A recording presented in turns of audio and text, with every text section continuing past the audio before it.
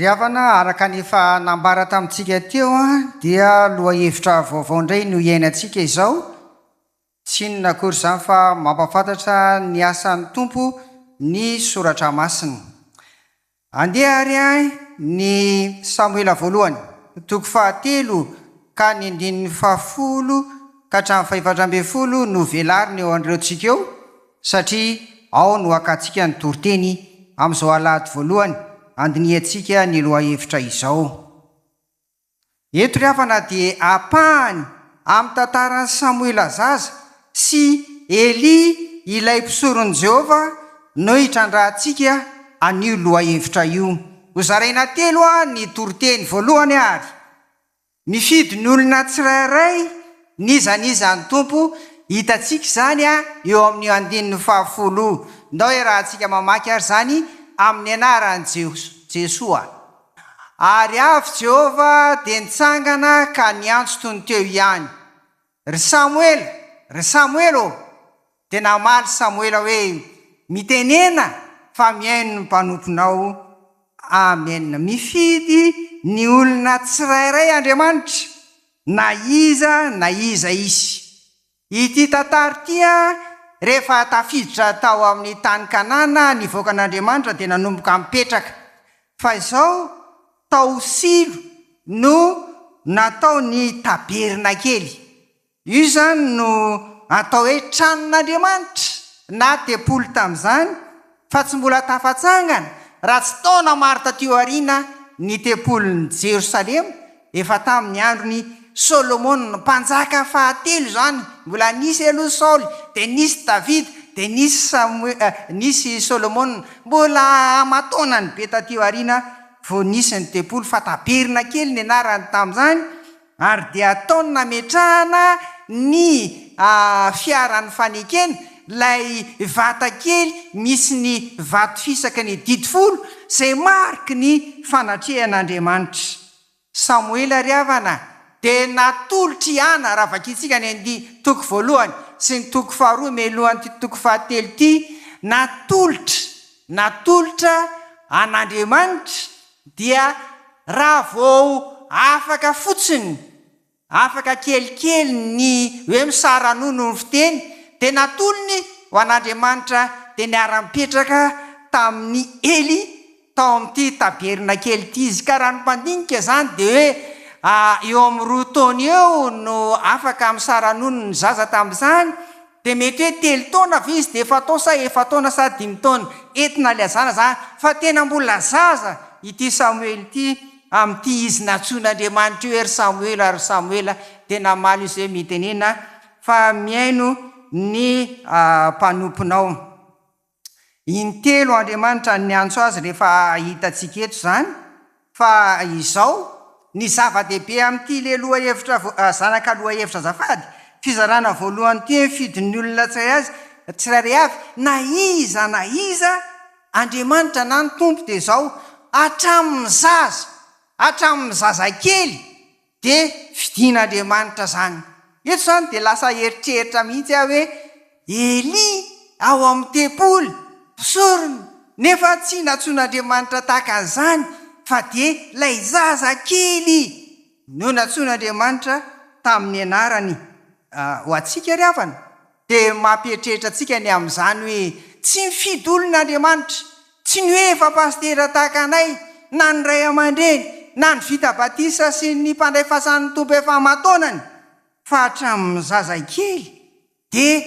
antsoin'Andriamanitra amin'ny anarany. Iombona antsika foana ilay hoe tao amin'ny batisa ny iombonana tsika rehetra ny aran'ny ainga amin'ny finoana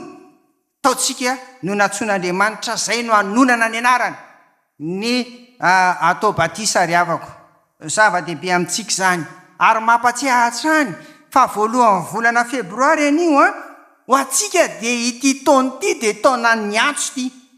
taona fahamaliana tsika ny antson'Andriamanitra ity taona ity. Raha sitrapon'ny tompo dia hatsangana amintsika rehefa avy eo ireo nanaiky ny antson'ny tompo ho fidiana dekonina ry havana. Rehefa avy eo ny voamera ny fifidianana anazava-betsaka ny amin'izany fa mbola misy koa ny antson'ny tompo indray ao anatin'ny mpihevitra raha tahaka izany ireo braony sampana samihafa sy ireo vomera atao fiangonana taona ny antso ity koa dia mamali koa ianao fa na dia Samoela azy mbola zaza tena zaza nefa dia namaly azany antso ny tompo izany tsy mifidy na iza ny tompo fa dia atsony zay fantany fa mahavita ary atanteraka ny asany ryavako izay ny fizarana voalohany ny fizarana faharoa dia inona ary ny sitrapon'Andriamanitra tiany ampitaina ho an'ny olona atsony misy tian'Andriamanitra koa zao fa tsy hoe atsona dia hoe ndao hiaripetrapetraka eto fotsiny na hoe atsona dia hoe ndao hiaraka hijery baolina amin'ny tele sanatria fa misy zavatra asen'ny tompo atao ao izany misy afatra tenyny tompo ampitainao hitantsika amin'ny 1:1 ka hatramin'ny 1:4 izany raha ny tena marina dia ny zanak' Samoela zanak' Eli azafady zanak' Eli le mpisorona efa antitra ny tokony andimy azy ary ara-iasa aminy ao anatin'izao fampony izao fa raha jerenareo ny Samoela voalohany 2:12 dia tena ratsy fanahy sady tsy nahalala'Andriamanitra ireo zanan'ireo na nahara-po mampalahelo ny mijery azy manomboka amin'ny 2:12 ary mampiorokoditra hoe zanaka mpisorona mijangajanga amin'ny fivavaka ao amin'ny fiangonana zanaka mpisorona manararoatra amin'ny hanina sy izay tombontsoa samihafa ao amin'ny tempoly mamperitreritra izany ary izay no natonga an'Andriamanitra eto izany tapa-kevitra mihitsy hoe tena tsy maintsy ampitaina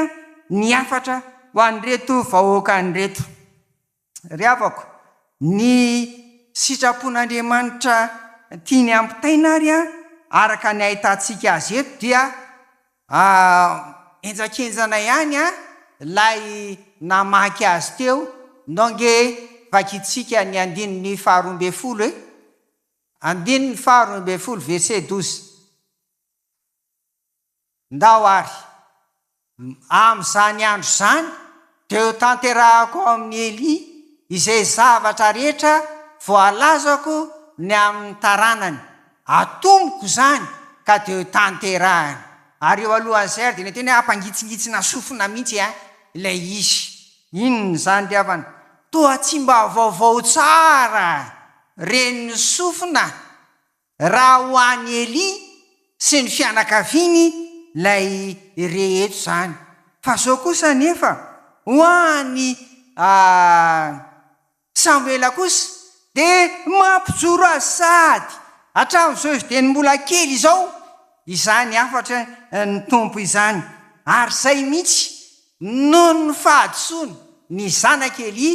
dia mifidy any Samoela izy eto dia ahitantsika fampietreretana hoe satria tsika zany hijery ny loha hevitra hoe mampafahatra ny asan'ny tompo ny soratra masina dia ny soratra masina koa io ampelatanantsika io dia manana izay ambarany raha andehantsika tsy andeha lavitra amin'izany lafo ny fitezana izany Eli mantsy tsy nahateny ny zanany rola fa dia nijery fotsiny asa hoy ny mpandinika fa mety ny efa nonony fahanterana nga dia nanaraka ambokiny fotsiny izy ryavana ato amin'ity soratra masiny tiana ahitantsika an'ireo tenin'Andriamanitra samihafa sitrapon'Andriamanitra atao ny amin'ny fiainantsika fa raha tsy resaka fotsiny sika fa Samoela zazany eto resaka fitezanany eto dia zao adidiny zanaka ny manaiky sy makatony ny ray aman-dreny ary ny ray aman-dreny dia mitaiza sy manabe ny zanany araka ny tompo Kolosianina 3:20 ka hatramin'ny 1:20 ny poizina ary ny zava-misy tsapa amin'ny fiainana ankehitriny ryavana dia tsika ray aman-dreny mihitsy indraindray no manaraka ambokony ny amin'ny ataon'ny zanaka indraindray tsika ray aman-dreny mihitsy koa no tea ampiata ny zanaka ary ny zanaka indray ny tea ametraka ny lalàna ao atokantrano ka ny didiny no tanterahana fa rehefa tsy manaiky izy dia manao betizy tsy hitanao tsony izay atao dia hitadiavana ny iza le vehivavy leo amin'ny tele malaza be fa aleo zanynany iny zany ny zava-misy ryhavana ry ava koa mazava amintsika fa matoa zany tompo miantso atsika dia zao fotsiny misy ny sitrapon'andriamanitra tia no fantatra ary tiany ampitaina amintsika tsirairay avy fa raha tsy mavita an'izany tsika dia loza taka mahazo io ny zanak'Ely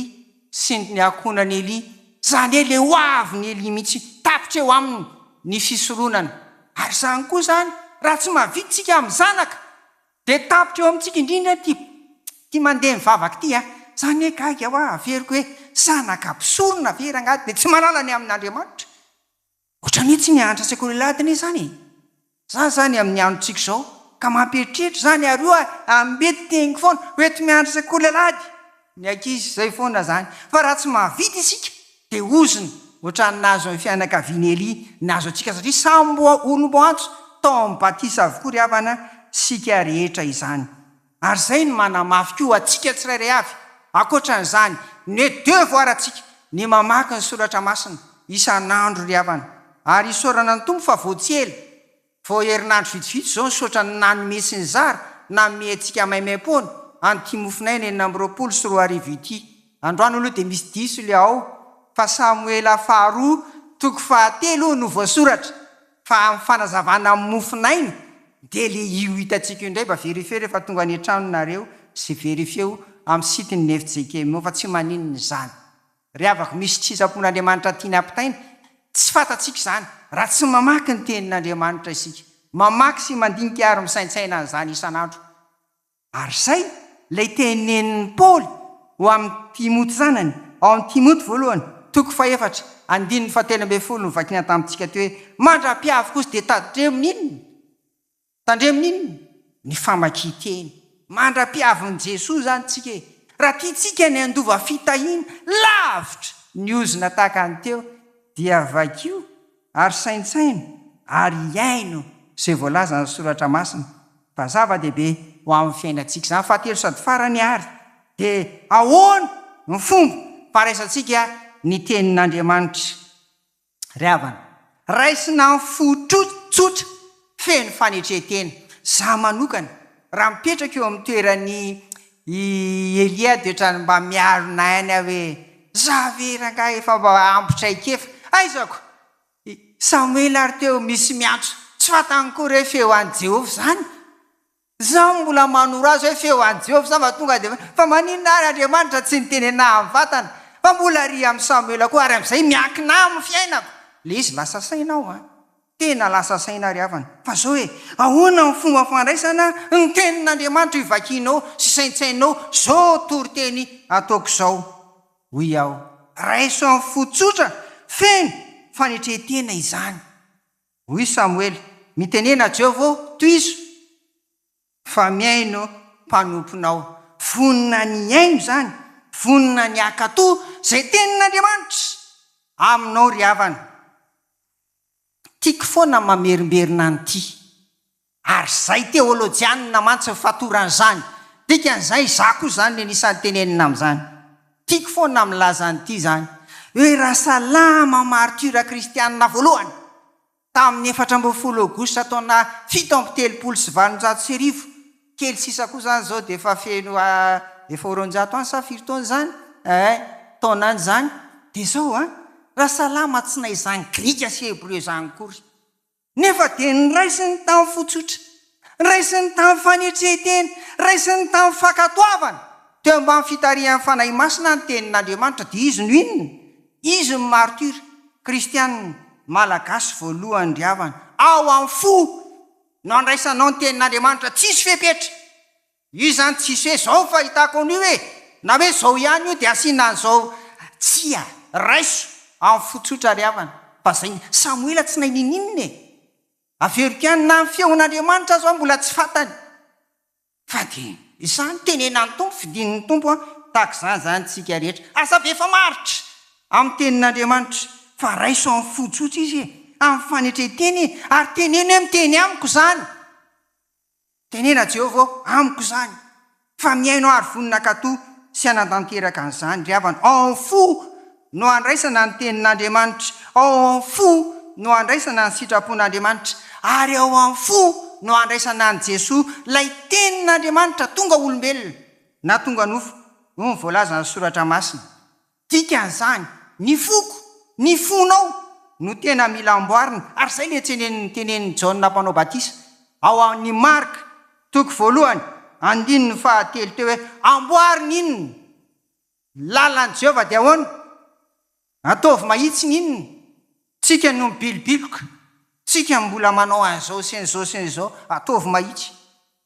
Zay mihitsy mba ahafahantsika ry havana mitsoaka an'le ozana nampatahotra anahy tamin'ilay hoe mpisorona any amin'ny Eliny lakile. Fa tonga dia tenen'Andriamanitra tsisy fanatitra na fanatitra latsa-drà na fanatitra inona afaka an'izao eloka sy izao ozona mahazo ny taranaky Eli izao. Aiza tena ao amin'le asako, tena ao amin'le nataoko mihitsy, ny olona ry afaka ny eloka. Nefa dia ahoana ry havana rehefa tsy mahitsika, rehefa tsy mandray tenin'Andriamanitra amin'ny fotsotritsika, fa asitsika an'izao any ambadika rehetrarehetrany eo ny tranony. Volany tio iaho eritreretintsika ny amin'izany hoe ahoana miainantsika izany tenin'Andriamanitra ambaran'izany fitiny ko ary izay nambara ry havana. Voalohany, ekeo ny antson'ny Tompo ho anao ry havana, miantso anao amin'ny anaranao izay ary tiany ianao matoa zany. Io tsisy milaza mihitsy efa expérimenté na efa ela tamin'io azy sisy. Zay zao 30 taona na pastera tsia fa na ny zazakely azy dia efa antson'ny Tompo ry havana. Ekeo ny antson'ny Tompo anao manaraka, vakio eo ambany fitarihan'ny fanahy masina, miaraka amin'ny fanetretena amin'ny fotsotra ary raiso amin'ny hafaliana koa. Zay koa zany le tenin'Andriamanitra. Na manahoana no fiatraikany mba azahotsika mandosotra ny ozona samy hafa araka ny nambara teo. Farany amboary amin'ny rano Jesoa latsaka teo amin'ny hazo fijaliana ny fonao mba handray sy toerany tenin'Andriamanitra ry havana. Dia ho azy rery ny voninahitra. Amen. Les Écritures révèlent l'œuvre du Seigneur. 1 Samuel 3:10-14. Mais je vais diviser cette prédication en 3 parties qui illustrent une partie de l'histoire de Samuel et la famille d'Élie, le prêtre de Dieu. Premièrement, Dieu choisit les hommes tels qu'ils sont. Verset 10. Dans ce texte, Samuel et le prêtre Élie vivaient ensemble à Silo, là où il avait le tabernacle, qui était la maison de Dieu, car le temple de Jérusalem n'avait pas encore existé. Dans le tabernacle, Samuel dormait non loin de l'arche de l'Éternel, qui représente la présence de Dieu. Une nuit, Dieu appela Samuel 3 fois. Il était encore enfant.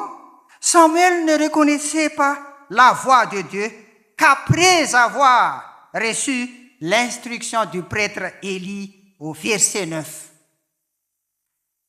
Nous voyons ici que Dieu choisit tous les humains sans distinction, qu'ils soient petits ou grands, expérimentés comme Élie ou non comme Samuel. Mes enfants, acceptez l'appel du Seigneur dans le baptême que vous avez reçu au nom du Père, du Fils et du Saint-Esprit. Deuxièmement, quelle est la volonté de Dieu ici? Versets 11-14. Normalement, les collaborateurs d'Élie dans ce sanctuaire étaient leurs fils. Or, ils étaient des hommes pervers, vauriens aussi, et ils ne connaissaient point l'Éternel. 1 Samuel 2:12. Élie était conscient des péchés de ses fils, mais il ne réagissait pas. C'est pourquoi l'Éternel a choisi Samuel pour révéler sa volonté. Dieu annonce à Samuel le jugement imminent et irrévocable de la famille d'Élie, en raison de la méchanceté des fils d'Élie et de la passivité de leur père. Dieu punira leur famille pour toujours. Aucune offrande ne pouvant plus effacer leurs fautes. Chers enfants dans le Seigneur, la Bible nous parle des paroles divines pour la famille chrétienne. Les enfants doivent obéir à leurs parents et les parents doivent aussi éduquer leurs enfants selon la voie déjà tracée par Jésus. Les parents ont le droit de corriger et punir leurs enfants désobéissants, sinon Dieu les châtie. Troisièmement, comment recevoir le message de Dieu? Verset 10. On le reçoit plutôt avec un cœur simple et humble, comme Samuel l'a dit. Parle, Seigneur, car ton serviteur écoute. Il était prêt à écouter et à obéir à tout ce que le Seigneur avait dit. Rassalam, par exemple, ne connaissait ni l'hébreu ni le grec, mais elle a reçu la parole de Dieu avec un cœur humble sous la direction du Saint-Esprit et elle fut la première martyre chrétienne malgache. Chers frères et sœurs dans le Seigneur, recevez avec un cœur simple et reconnaissant la parole de Dieu et suivez avec sagesse ses instructions afin que les malédictions soient loin de nous. Amen.